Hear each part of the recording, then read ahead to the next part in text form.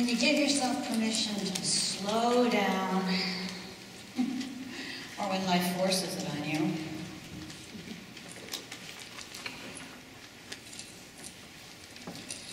My mother recently passed away. She was a wonderful woman, not perfect, but she tried. She had this wisdom and a strong faith. She was a living, breathing vessel of God's heart.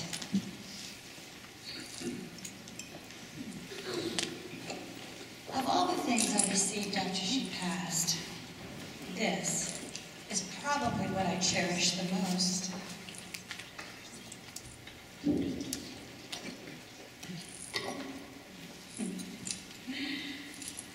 For as long as I could remember, she used to drink tea from this cup. Some of my fondest childhood memories are when I would hear the whistle calling from the back of the stovetop, shh, and I would come running and beg to have tea with her. Anytime a crisis arose, the first thing she would do was put some water on the boil. One particularly traumatic moment, which later became known as the Great Perm Disaster of 1978. It happened right before the big homecoming dance with Mark.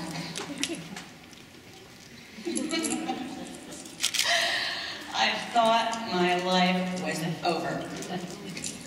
I literally looked like the cowardly lion from the Wizard of Oz.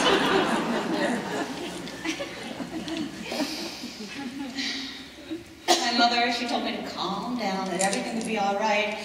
And I said, all right? How is everything going to be all right? Just look at me. I look so ugly. Everyone's going to laugh at me. Mark's not going to love me. No one's going to love me. Why is God doing this to me? Life just isn't fair. Yes, I was kind of a drama queen well before it was popular. Oh, but my mother, she put some water on the boil and she sat me on the couch and she handed me a box of tissues. And then she asked me if she'd ever told me the story of her teacup before.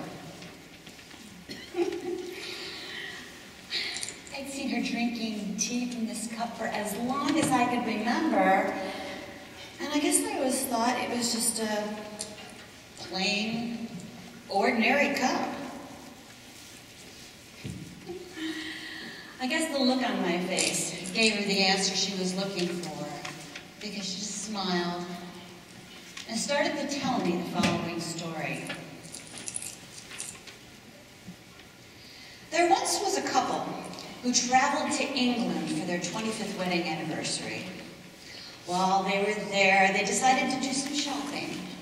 And they went to a variety of stores, particularly antique stores.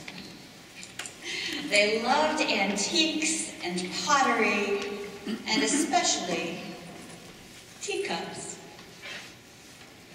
Upon entering one store, they spotted an exceptional teacup, and they asked the owner, "May we see that one? I've never seen such a beautiful teacup before."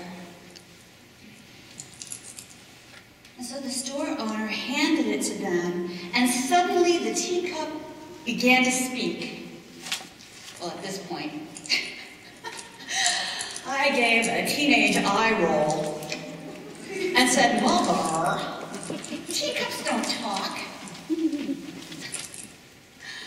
But she smiled and continued. "I haven't always been a teacup," it said. "There was a time when I was just a lump of red clay. And then the master came and he took me and he pounded me. And he rolled me. And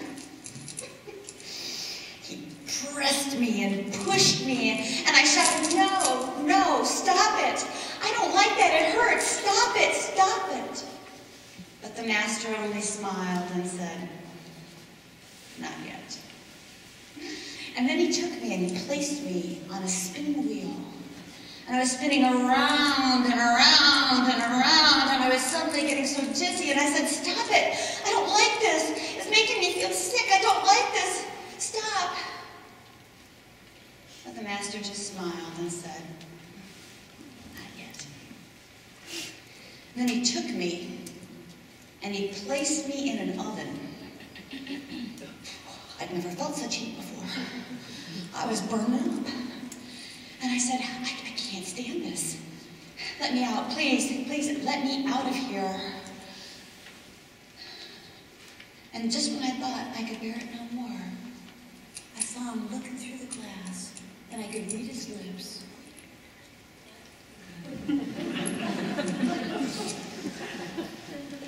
And so I sat there, and I was overheated, and then suddenly the door opened. And he took me out, and he placed me on a shelf where I began to cool. Oh, it felt so good.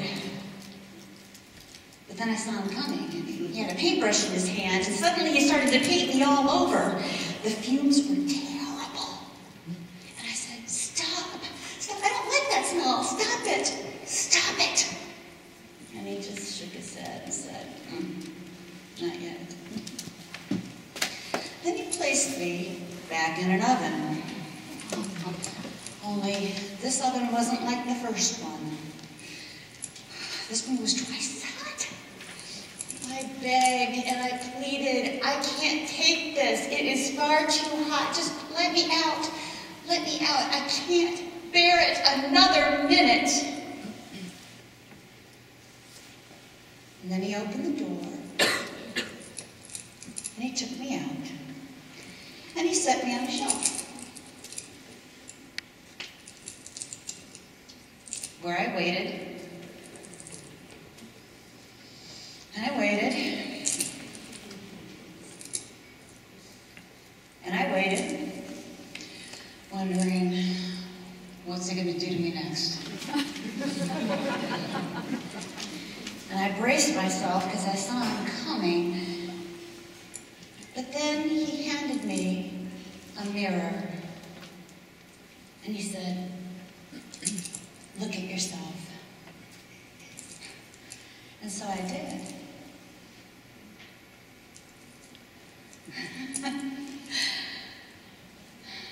I can't believe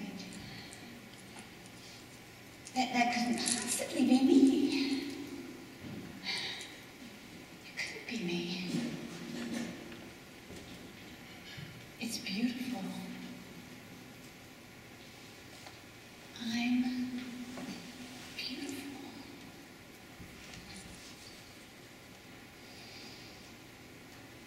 And then he picked me up. And he said, "Remember when you were that lump of clay and you wanted me to stop? I didn't, because I knew that if I did, that you would have stayed a lump of red clay and just dried up that way. I know you didn't like being on that spinning wheel, but if I'd stopped, your life would have no shape. And you wouldn't know the real purpose for which I was making you. I know it hurt you when I put you in the oven, but if I hadn't done that, you would have cracked. I know you didn't like it when I painted you all over. You thought it stunk. But if I hadn't done that, your life would have no color. Now look at you. You're a finished product, a beautiful vessel, ready to hold the love I have for you and to share it with others. You are exactly what I had in mind when I first began with you."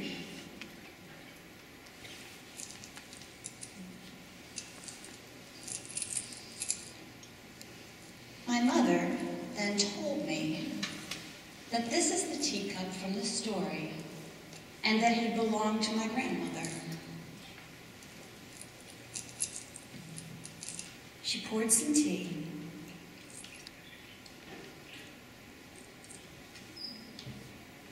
And she told me to drink from it.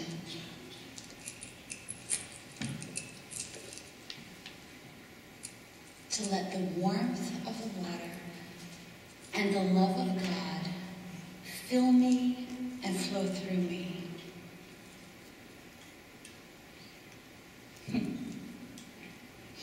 It's funny, but through that simple act of sharing tea that day, my mother poured out the lavish love of God into my life.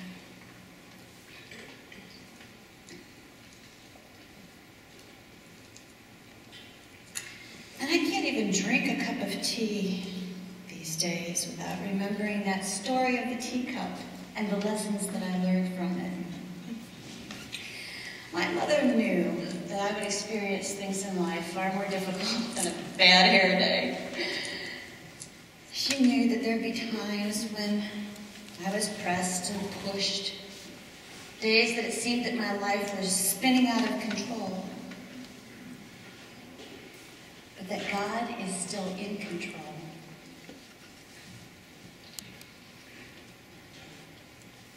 And that sometimes the very things that I think are trying to break me are what God is using to make me.